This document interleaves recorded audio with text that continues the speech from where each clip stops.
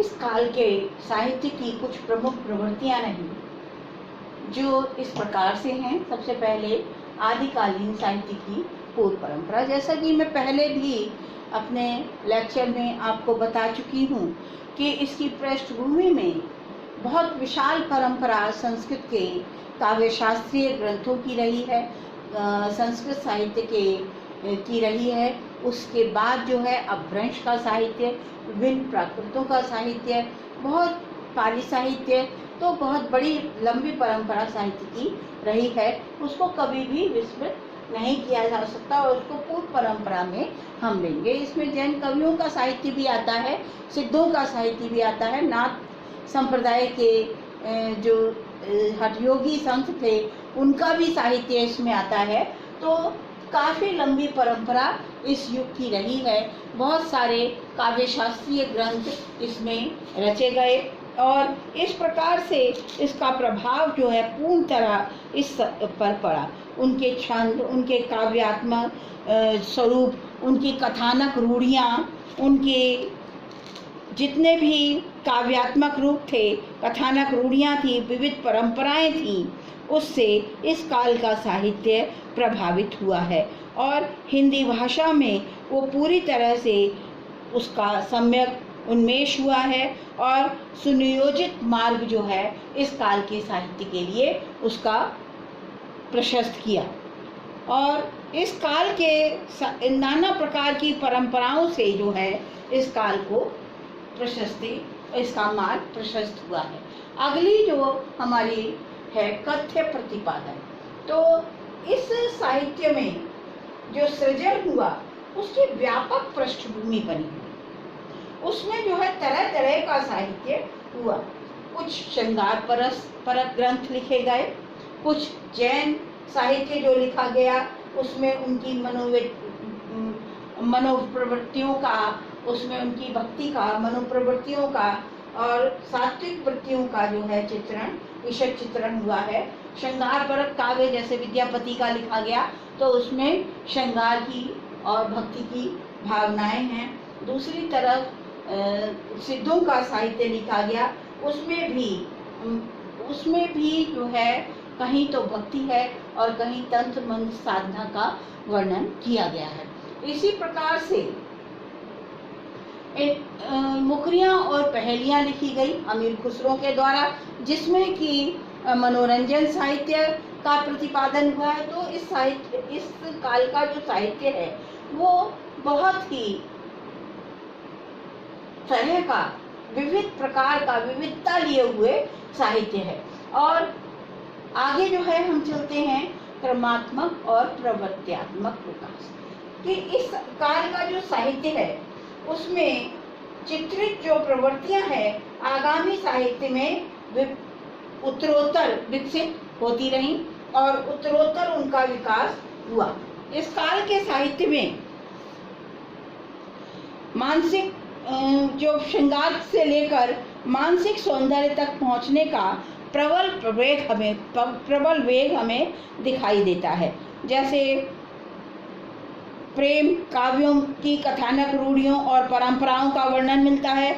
नक्षिक वर्णन, दूती संप्रेषण, संदेश, काम लेख भेजना, प्रेमी प्रेमिका का मिलन, देवी शक्तियों का प्रेमी प्रेमिकाओं के मिलन में हाथ, नायक नायिका का किसी मंदिर या खंडहर में मिलना, या संवादों के रूप में शुक और शुकी और सारिका का संवाद आदि प्रयुक्त है तथा उनके द्वारा प्रेम के रहस्य का उद्घाटन, स्वकीय परकीय प्रेम का वर्णन, नाना प्रकारों का चित्रण प्रेम काव्यों में इसमें मिलता है और उनकी अनेक काव्य रूढ़ियों का नियोजन किया गया है। इस काल में भक्ति व रीति के साहित्यों में विद्यापति के माध्यम से श्रृंगारी कविताओं का प्रवृत्तियों का संवेग और प्रस्फुटन हुआ और रीतिकालीन साहित्य की प्रमुख प्रवृत्तियां श्रृंगार की प्रधानता, आशयदाताओं की प्रशस्ति गान और नारी का नक्षिक वर्णन, अलंकार प्रियता, मुक्त काव्योचित,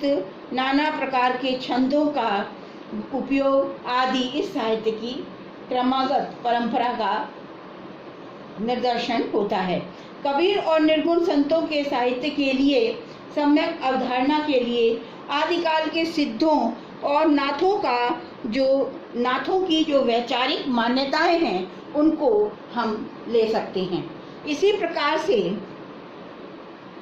हम आदिकाल के जो धार्मिक साहित्य हैं उनको भी इसमें ले सकते हैं, जो तुलसी और जायसी के सृजन प्रक्रिया में उन्होंने परोक्ष और प्रत्यक्ष रूप से बहुत प्रभाव डाला। मध्यकालीन हिंदी साहित्य का मुख्य केंद्र बिंदु नारी रही और आदिकालीन के जैन रासो लोक साहित्य में किसी न किसी रूप में अपनी भूमिका से वो प्रभावित होती रही। अब अगला जो है हमारा पॉइंट है काव्य में उपनाम लेखन। तो काव्य में उपनाम लेखन की परंपरा यहाँ दिखाई देती है। उससे जो है काव्य को पहचानना बड़ा आसान हो जाता है। तो कवि का उपनाम जो है इन रचनाओं में, इस युग की रचनाओं में हमें प्राप्त होता है। उससे जो है कविता के अनुकरण की आशंका खत्म हो जाती है और इसीलिए जो है ये उपनाम लेखन की परंपरा जो है इस युग में शुरू हुई होगी। उर्दू साहित्य में भी इसका प्रचलन है और हिंदी साहित्य आदिकालीन काव्यों और अपभ्रंश साहित्य के काव्यों में विशेषता मुक्तक कवियों के काव्य में मुक्तक कविताओं में उपनाम लेखन की प्रथा मौजूद थी।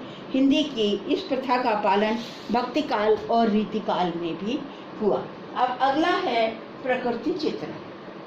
प्रकृति चित्रण स्वतंत्र रूप से इस युग में प्रकृति का चित्रण नहीं हुआ है। इस काल में वस्तु वर्णन और अंतर्गत प्रकृति दोनों पद्धतियां आलंबन और उद्दीपन रूप को ही अपनाया गया है और बाकी प्रकृति जो है जहाँ भी आई है वो केवल परिगणन शैली के रूप में आई है। इस साहित्य के प्रणेता प्राकृतिक वर्णनों के साथ मानव जीवन की रागात्मकता का उल्लेख करते हैं और उनका कलात्मक अभिव्यंजन करते हैं। इस साहित्य के प्रकृति निरूपण में उभय रूप में आलंबन और उद्दीपन प्रवृत्ति साहित्य में देखे जा सकते हैं। इनके महाकाव्यों का वस्तु वर्णन हिंदी के मध्यकालीन प्रवृत्ति साहित्य में अनुकरणीय बना रहा।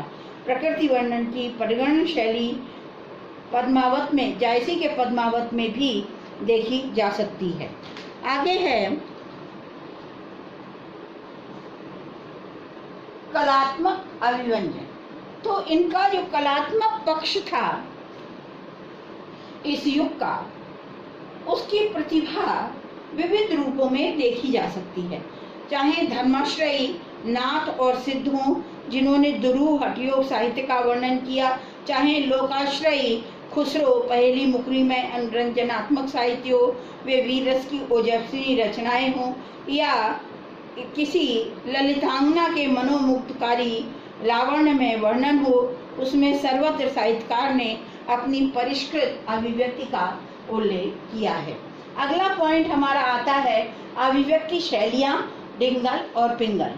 तो इस युग में साहित्यकार तत्कालीन भाषा में प्रचलित दोनों शैलियों की अभिव्यक्ति का कलात्मक रूप प्रस्तुत किया है। विद्वानों ने डिंगल और पिंगल दो विभिन्न भाषाओं के रूप में स्वीकार किया। ये दोनों संस्कृत की पांचाली और गौड़ी शैलियों तथा आर्भटी और सातोती आदि वृत्तियों के समान ही हिंदी भाषा की दो शैलियाँ मात्र थी। ये भाषा के रूप में नहीं थी बल्कि दो शैलियाँ थी, डिंगल और पिंगल। अगला है काव्यगत रूप।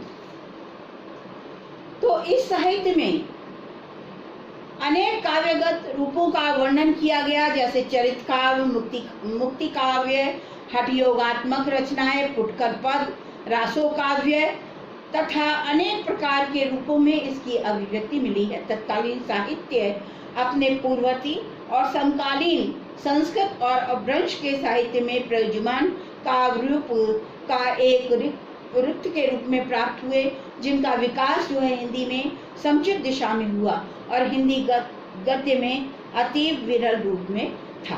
अब आता है अगला पॉइंट हमारा कि इनका शिल्प विधान कैसा था। हिंदी के आदिकालीन साहित्य में जहाँ कथ्य अपने आप में मनोरम है, वहाँ शिल्प विधान भी बहुत आकर्षणमय है। इस साहित्य के शिल्प विधान के अंतर्गत छंद प्रयोग क्षेत्र में महाक्रांति का सूत्रपात हुआ। इस काल के छंद प्रयोग की सबसे बड़ी उल्लेखनीय बात ये रही कि चमत्कार प्रदर्शनार्थ ये बिल्कुल भी नहीं हुआ। इसका सदुपयोग पाठक या श्रोता की बदलती हुई चित्रवृत्ति की अनुरूपता के लिए ही किया गया। छंदों का जितना विविधमुखी प्रयोग इस युग में हुआ है, उतना इसके पूर्ववर्ती युग में नहीं हुआ।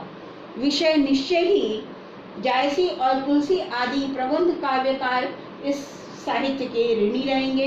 कथानक और काव्य रूढ़ियां, शिल्प विधान इसके महत्वपूर्ण अंग हैं। ये जो आदिकालीन कविता है, एक विशेष संस्कृति का परिचय देती है। एक विशेष संस्कृति इस कविता में परिचय मिलता है हमें। एक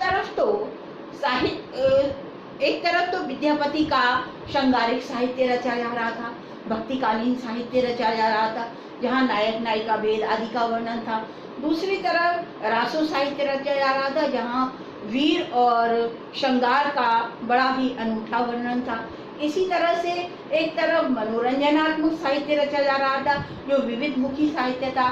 दूसरी तरफ जो नाथों का साहित्य रचा जा रहा था, वो आगे कबीर और जायसी के काव्य का उपजीव्य बने। इस तरह से इस युग का जो साहित्य था, वो विविधमुखी साहित्य था, तरह तरह का साहित्य था। उसमें विभिन्न काव्य प्रवृत्तियों का पाया जाना, इसीलिए क्योंकि ये शैशवकालीन कविता है और तरह तरह की प्रवृत्तियां यहाँ जन्म ले रही थी, और आगे के युगों में उन्हीं का परिष्कृत रूप हमें देखने को मिलेगा। अब हम आगे के लेक्चर में चर्चा करेंगे चारण काव्य की विशेषता या वीर गाथाओं के विशेषता, प्रवृत्तियां या विशेषता। तो यहाँ पर मैं अपने इस लेक्चर को विराम देती हूँ। Thank you.